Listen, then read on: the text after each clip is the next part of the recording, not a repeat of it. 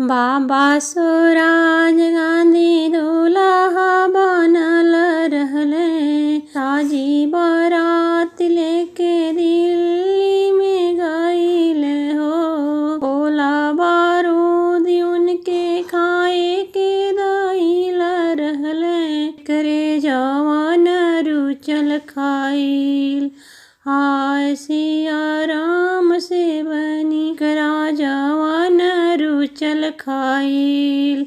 हाय सिया राम से बनी। मौका तमाचा से शादी उनकर होखे लगली।